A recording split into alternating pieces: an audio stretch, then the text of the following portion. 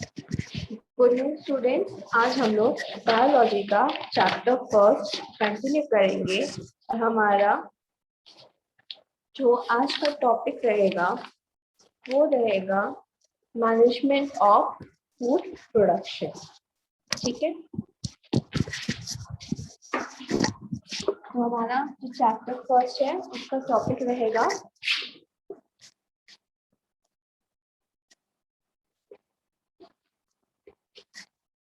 Management of crop production. तो management of जो crop production होता है ये होता है हमारा 3 टाइप्स का। और वो 3 टाइप्स कौन कौन से होते हैं? सबसे पहला आपका आता है न्यूट्रिएंट मैनेजमेंट। सेकेंड आता है आपका इरिगेशन मैनेजमेंट। और थर्ड टाइप आपका आता है क्रॉपिंग पैटर्न्स। जो हमारा मैनेजमेंट ऑफ क्रॉप प्रोडक्शन है ये 3 टाइप्स का होता है: न्यूट्रिएंट मैनेजमेंट, इरिगेशन मैनेजमेंट और क्रॉपिंग पैटर्न्स। तो आज हम लोग पढ़ेंगे न्यूट्रिशन मैनेजमेंट के बारे में। ठीक है, तो सबसे पहले हम पढ़ेंगे कि मैनेजमेंट ऑफ क्रॉप प्रोडक्शन क्या होता है। The management of crop production includes uses of different farming practices and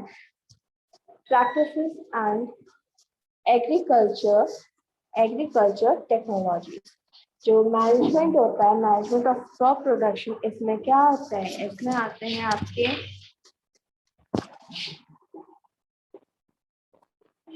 farming practices plus agricultural technologies क्या आते हैं? इसमें आपके आते हैं। There is a direct correlation between financial condition of the farmers, their access to information, uses of technology and yield per acre। इसमें क्या है? इसमें डायरेक्ट रिलेशन है, इसके डायरेक्ट कोरिलेशन है किसके बीच में? फार्मर्स की फाइनेंशियल कंडीशन के बीच में और जो भी इंफॉर्मेशन है, जो भी यूजेस वो टेक्नोलॉजी यूजेस करते हैं और वो कितने पर एकड़ के हिसाब से इसको यूज करते हैं। Therefore, depending on their purchasing capacity, farmers adopt 3 different cropping systems। तो अपने परचेजिंग कैपेसिटी के हिसाब से जो फार्मर्स होते हैं वो 3 डिफरेंट क्रॉपिंग सिस्टम्स या फिर प्रोडक्शन प्रैक्टिसेस को फॉलो करते हैं। तो पहला प्रोडक्शन प्रैक्टिस है उनका नो कॉस्ट।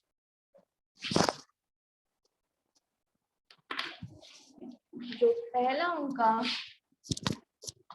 फर्स्ट उनका प्रोडक्शन प्रैक्टिस है फार्मर्स का, वो क्या है? वो है नो कॉस्ट। मीन्स जिसमें क्या करते हैं वो एक भी पैसा का यूज नहीं करते हैं।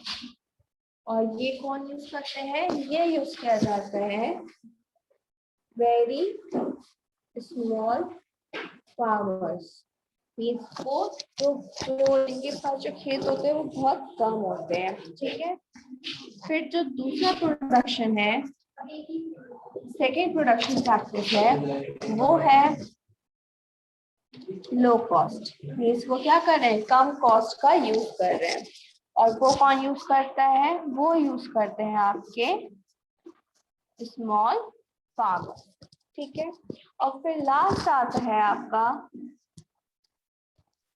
High cost. हाई कॉस्ट कौन यूज करता है?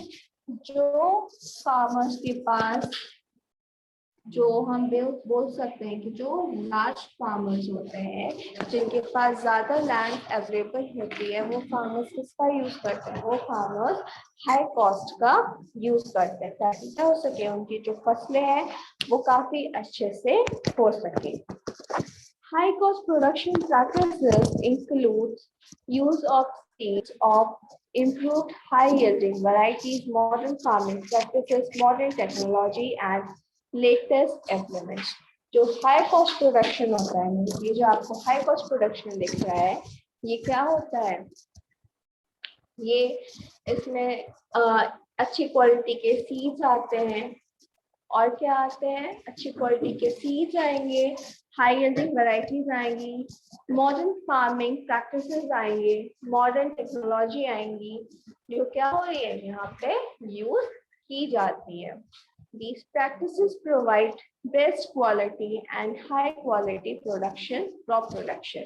और ये जो क्वालिटी, ये जो प्रैक्टिसेस होते हैं, ये क्या प्रोवाइड करते हैं आपको? हाई क्वालिटी और क्रॉप प्रोडक्ट्स प्रोवाइड करते हैं। तो अभी हमने पढ़ा था जो हमारा मैनेजमेंट ऑफ क्रॉप प्रोडक्शन है, इसमें क्या होते हैं? इसमें 3 टाइप्स के मैनेजमेंट होती है। पहला मैनेजमेंट है आपका न्यूट्रिएंट मैनेजमेंट।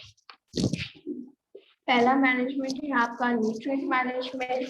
सेकंड मैनेजमेंट है आपका इरिगेशन मैनेजमेंट, और लास्ट है आपका क्रॉपिंग पैटर्न।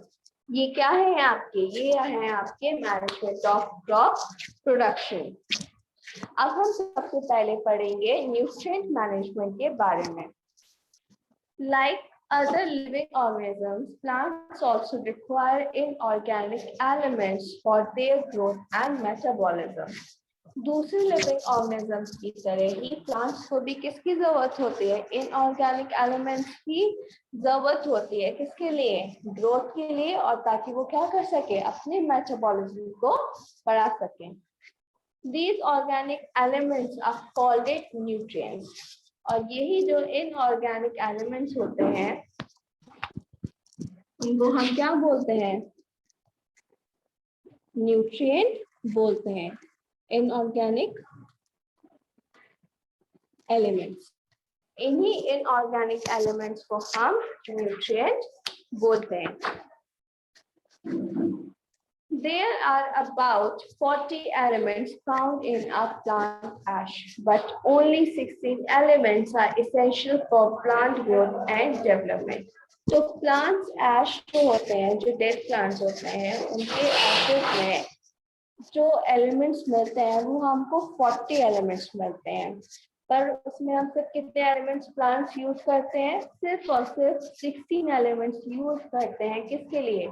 अपने ग्रोथ के लिए। These 16 elements are called essential elements or essential plant nutrients. और यही जो 16 एलिमेंट्स हैं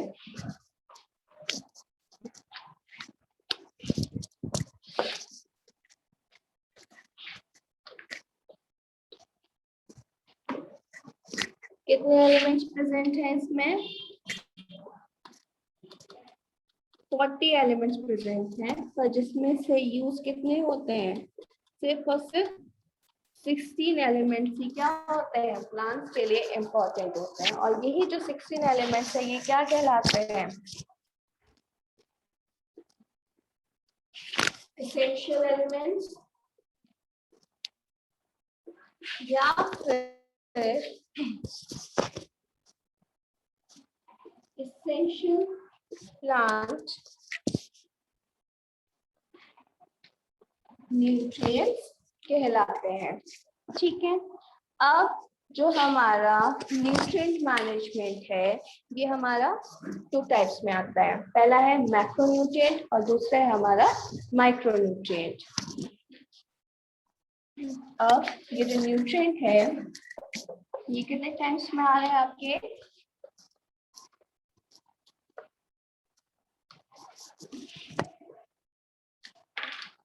टू टाइप्स में आ रहा है।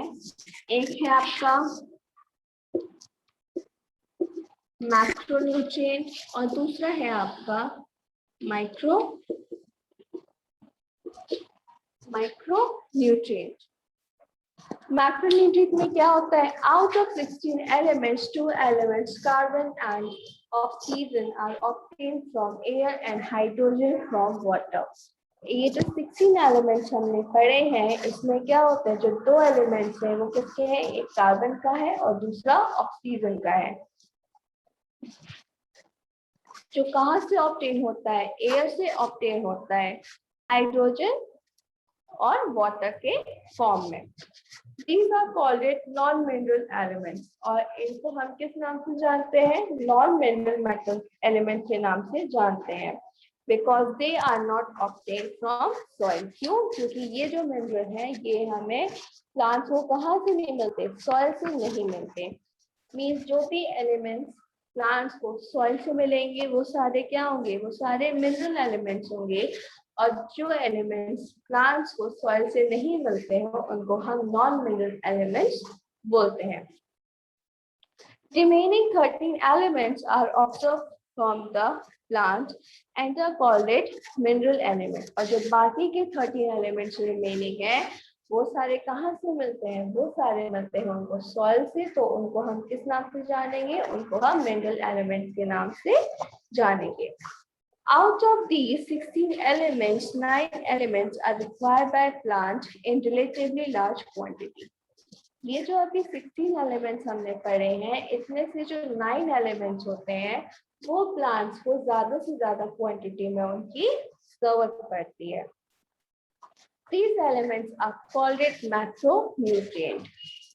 और यही जो एलिमेंट्स होते हैं इनको हम क्या बोलते हैं? इनको हम मैक्रोन्यूट्रिएंट बोलते हैं। मीन्स जो भी elements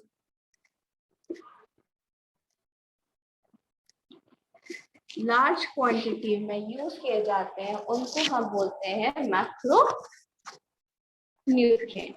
The other elements are required in comparatively small quantities। और जो बाकी के एलिमेंट्स हैं, जो बाकी के रिमेनिंग 7 एलिमेंट्स हैं, वो किसमें जरूरत पड़ती है? उनको वो स्मॉल क्वांटिटी में जरूरत पड़ती है, इसलिए हम उसको क्या बोलते हैं? उसको हम माइक्रोन्यूट्रिएंट बोलते हैं। जो भी एलिमेंट्स आपको किसमें जरूरत पड़ेंगे?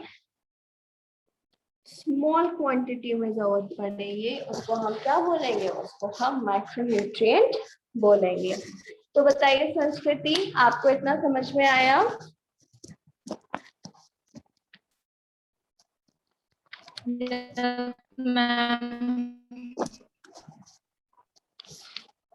ओके।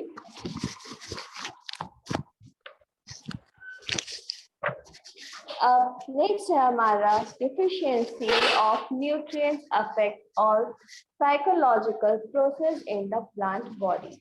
फिर जो भी डिफिशियंसी होती है वो क्या होती है? वो प्लांट्स की जो प्लांट बॉडी होती है उसके साइकोलॉजिकल प्रोसेस को अफेक्ट करती है।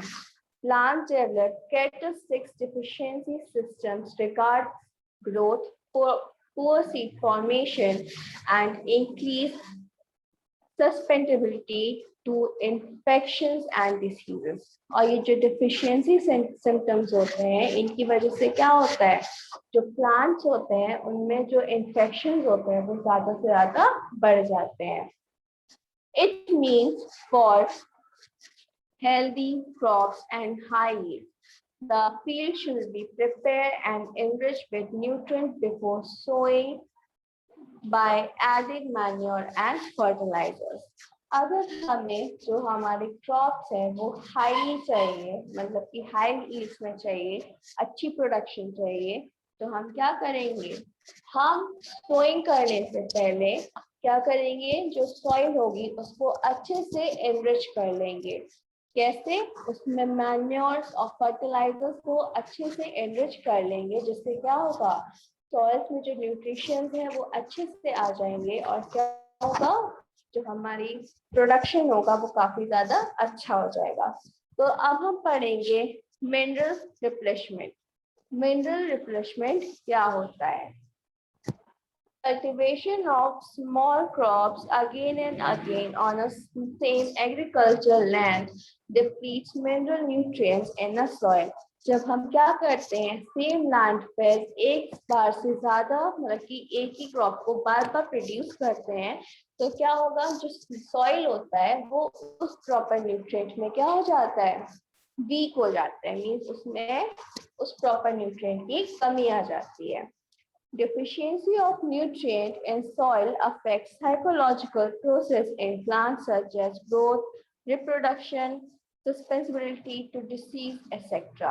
अगर क्या होगा, उस न्यूट्रिएंट की कमी हो जाएगी तो जिसकी वजह से क्या होगा, जो प्लांट्स होंगे उनके ग्रोथ में प्रॉब्लम आएगी, उनको रिप्रोडक्शन में प्रॉब्लम आएगी, उनमें जो डिसीज होगी उसके होने के चांसेस ज्यादा से ज्यादा बढ़ जाएंगे।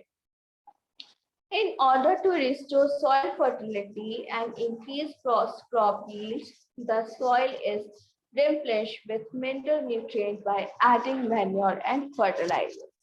अगर हमें क्या करना है, अगर हमें इस सॉइल की जो हमारी क्रॉप प्रोडक्टिविटी है उसको इंक्रीज करना है, तो हम सॉइल में क्या करेंगे, जो हमारे मैन्योर्स और फर्टिलाइजर्स हैं उनको अच्छे से ऐड कर देंगे।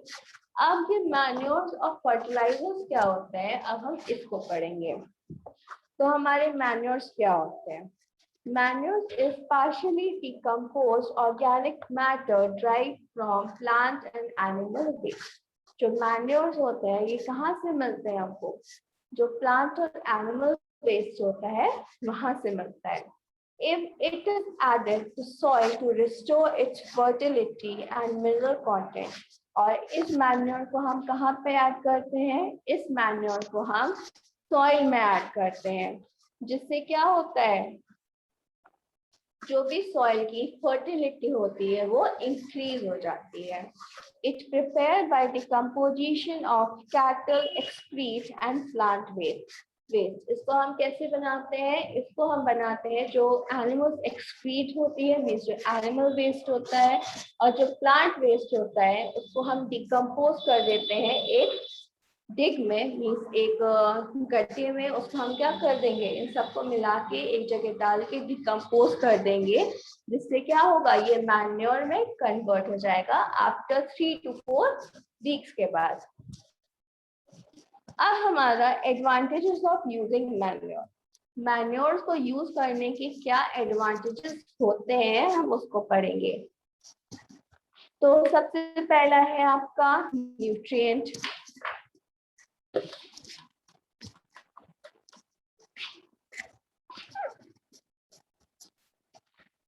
सबसे पहला है आपका न्यूट्रिएंट, दूसरा है आपका ऑर्गेनिक मैटर, थर्ड है आपका फूड फॉर सॉइल ऑर्गेनिज्म, फिर फोर्थ है stimuli, recycling, reproduction in environmental pollution.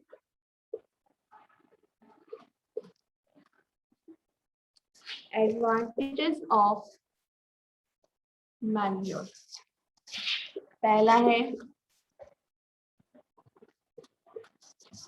Nutrients, second है आपका ऑर्गेनिक,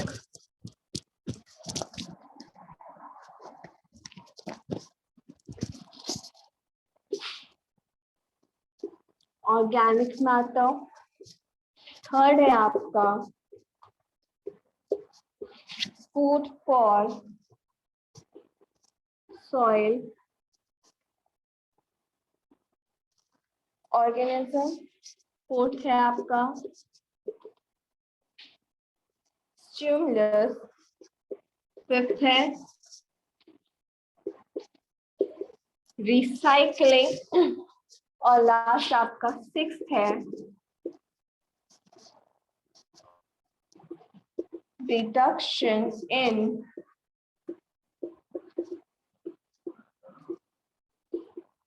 एनवायरमेंटल पोल्यूशन।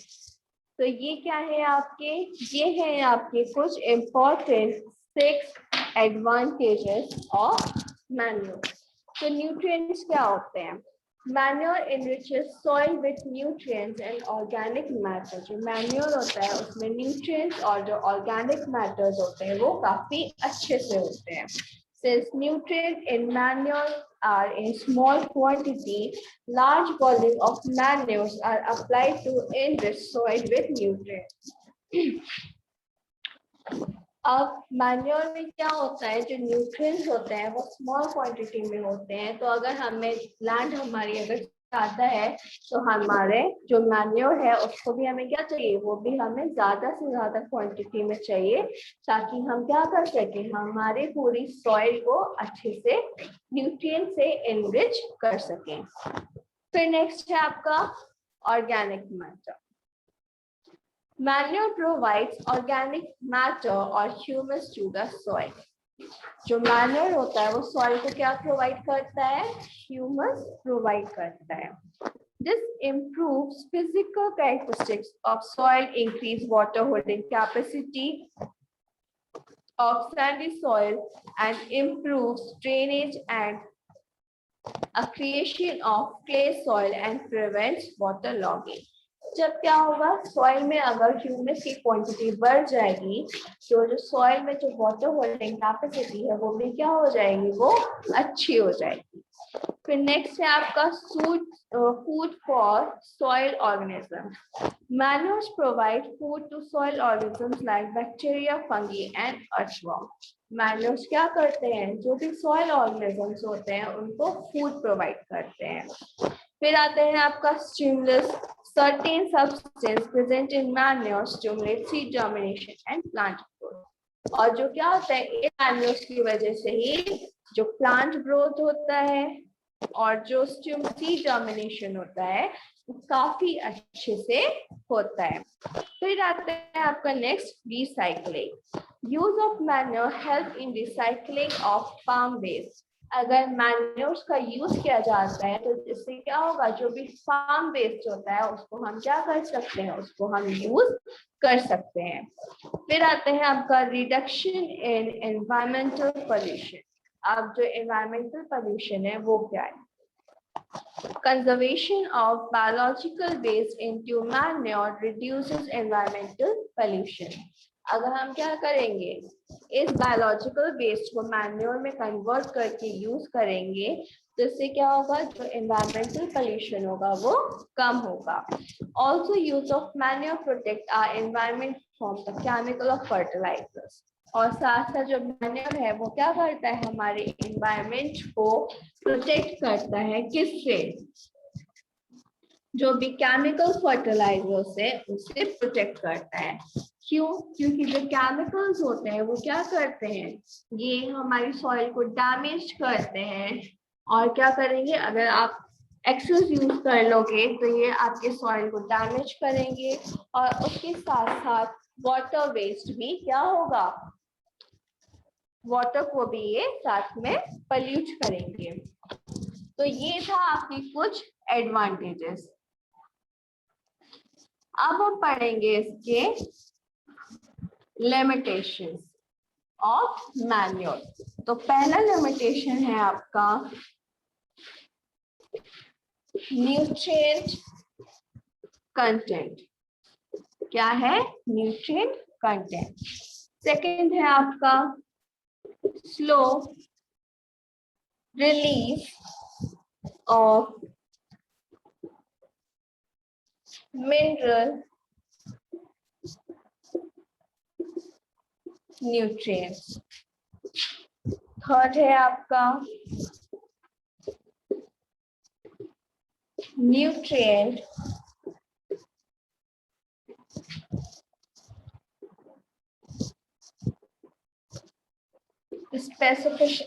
स्पेसिफिसिटी। फिर है आपका बल्क। फिफ्थ है आपका ट्रांसपोर्ट और सिक्स्थ है आपका स्टोरेज। ठीक, तो ये है आपके कुछ लिमिटेशंस। तो पहला लिमिटेशन है आपका nutrient content. Manure supplies low quantity of nutrient to the soil. तो जो मैन्योर होता है ये क्या करता है, जो सॉइल को न्यूट्रिएंट प्रोवाइड करता है वो काफी कम क्वांटिटी में प्रोवाइड करता है। फिर दूसरा है आपका slow release of mineral nutrients. The release of nutrients from manure is slow.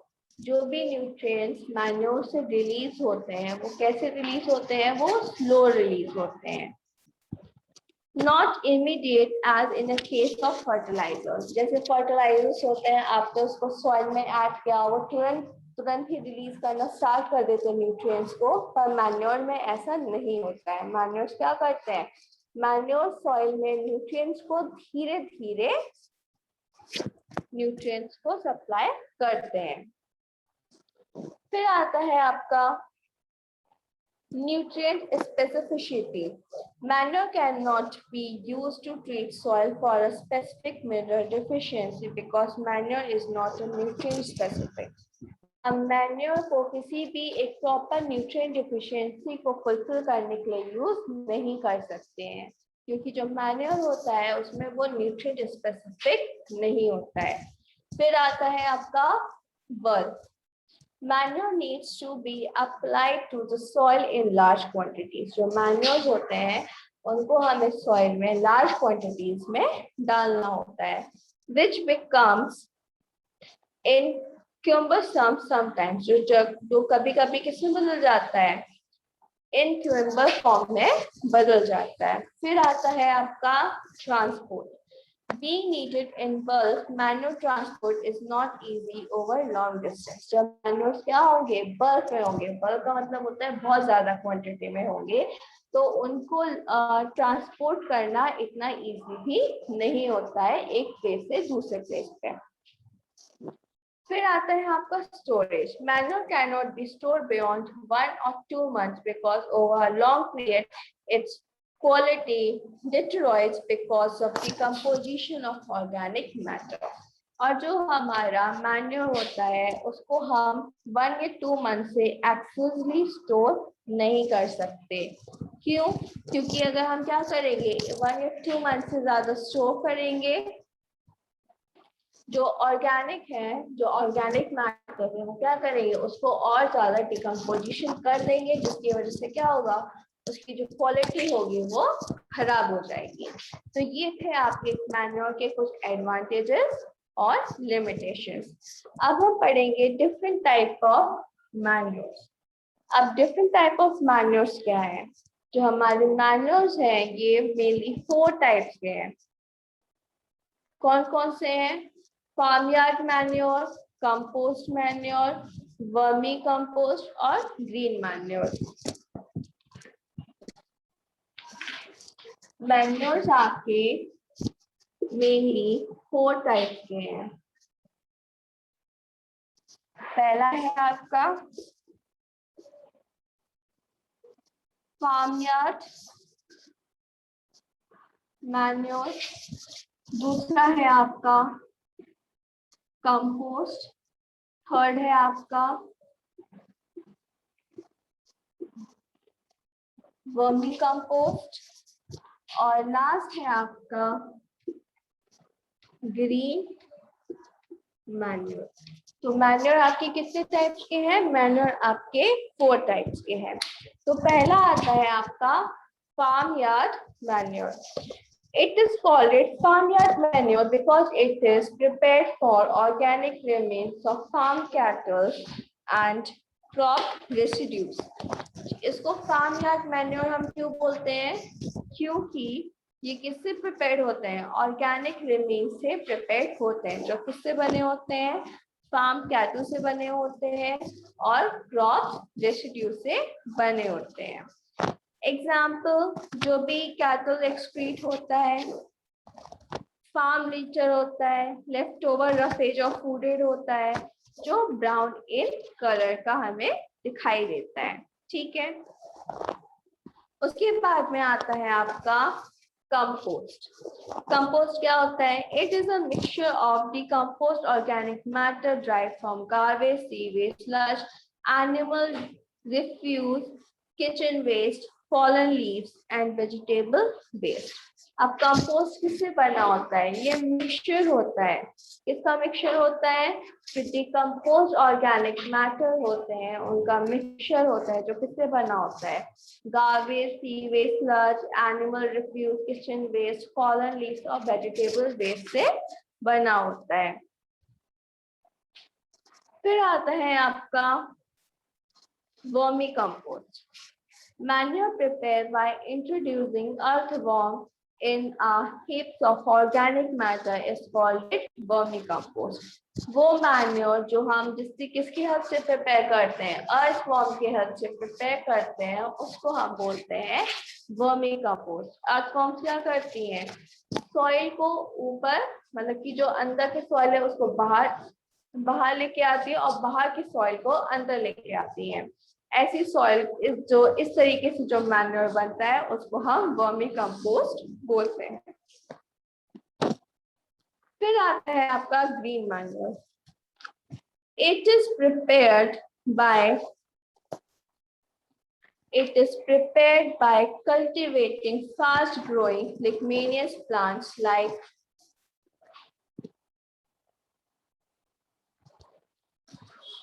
sunhemp, gourd or cluster beans, horse gram, gourd and cowpea, etc. ये किससे बने होते हैं, जो भी फास्ट ग्रोइंग कल्टिवेटेड होते हैं उनसे जो बने होते हैं, मतलब कि लेग्यूमिनियस प्लांट से जो बने होते हैं उसको हम बोलते हैं ग्रीन मैन्योर. तो ये था आपका 4 टाइप्स ऑफ मैन्योर. ठीक है, अब हम पढ़ेंगे फर्टिलाइजर्स के बारे में. अब फर्टिलाइजर्स क्या होते हैं? Fertilizers are synthetic chemical substances which are added to the soil to restore its mineral nutrient. Fertilizers क्या होते हैं? ये केमिकल सब्सटेंस होते हैं जो सॉइल में ऐड किए जाते हैं ताकि क्या कर सके, जो सॉइल में जिस भी न्यूट्रिएंट की कमी है उसको पूरी किया जा सके. अब जो हमारे फर्टिलाइजर्स होते हैं ये 3 टाइप्स के होते हैं. एक होता है आपका नाइट्रोजेनियस फर्टिलाइजर्स, दूसरा होता है फॉस्फेटिक फर्टिलाइजर्स और तीसरा होता है आपका पोटेशियम फर्टिलाइजर. ठीक है, अब एडवांटेजेस ऑफ यूजिंग फर्टिलाइजर्स क्या होते हैं? सबसे पहला है आपका न्यूट्रिएंट स्पेसिफिक. सबसे पहला क्या है आपका न्यूट्रिएंट स्पेसिफिक. इसमें क्या होता है, fertilizers being nutrient specific are used as required. जो भी फर्टिलाइजर्स यूज होते हैं न्यूट्रिएंट स्पेसिफिक में उसको जैसे ये रिक्वायर्ड होते हैं वैसे इसको किया जाता है. फिर आता है आपका quantity. they are required very small amount. Fertilizers की जो क्वांटिटी होती है वो क्या होती है, बहुत कम होती है. हमें वो कम क्वांटिटी में क्या करते हैं, उनकी जरूरत पड़ती है. फिर आता है storage. Fertilizers are easily to store and transport because they are compact. Fertilizers को हम क्या कर सकते हैं, इजीली स्टोर कर सकते हैं और इजीली ट्रांसपोर्ट कर सकते हैं. क्यों? क्योंकि ये कैसे होते हैं, ये कॉम्पैक्ट होते हैं. फिर आता है आपका readily available. Being soluble in water, fertilizers are readily available and are easily absorbed by plants. Fertilizers को हम कैसे यूज करते हैं? फर्टिलाइजर्स को हम हमेशा वाटर में मिक्स करके यूज करते हैं, जिसकी वजह से क्या होता है कि प्लांट्स इसको इजीली यूज कर पाते हैं. फिर आता है आपका ensure vegetative growth. Fertilizers ensure vegetative growth of plants as such as leaves, branches and flowers. और जो फर्टिलाइजर्स होते हैं क्या करते हैं, प्रॉपर ग्रोथ देते हैं, जिसमें क्या होता है, लीव्स, ब्रांचेस और फ्लावर्स अच्छे से आते हैं, अच्छे से ग्रो करते हैं. फिर आता है आपका enhanced metabolism. Fertilizers enhance plant metabolism and ensure higher yield. Fertilizers क्या करते हैं, जो प्लांट्स के मेटाबॉलिज्म होते हैं उनको अच्छे से करते हैं, अच्छे से सिक्योर करते हैं, और जो हाई यील्ड्स होते हैं वो भी क्या होते हैं, अच्छे से ग्रो करते हैं. और फिर इसी तरीके से क्या है, इसके कुछ डिसएडवांटेजेस भी हैं. डिसएडवांटेजेस क्या है? Leaching of fertilizers causes pollution of underground water. अगर हम क्या करेंगे, ज्यादा से ज्यादा फर्टिलाइजर्स को यूज करेंगे तो क्या होगा, जो अंडरग्राउंड वाटर होगा वो वेस्ट हो जाएगा। They provide short term benefit, fertilizers क्या करते हैं, हमको हमेशा शॉर्ट टर्म बेनिफिट्स ही प्रोवाइड करते हैं। फिर fertilizers affect hydration and erosion of soil, और फर्टिलाइजर्स क्या करते हैं, सॉइल को खराब ही करते हैं। तो संस्कृति बताइए, आपको इतना समझ में आया? मैन्योर्स क्या होते हैं, यस फर्टिलाइजर मैम। है। ओके, तो अब आगे का हम लोग नेक्स्ट क्लास में कंटिन्यू करेंगे, और 12:45 से आपकी मैथ्स की क्लास है, ठीक है, तो उसको आप ज्वाइन कर लीजिएगा। Okay, thank you class.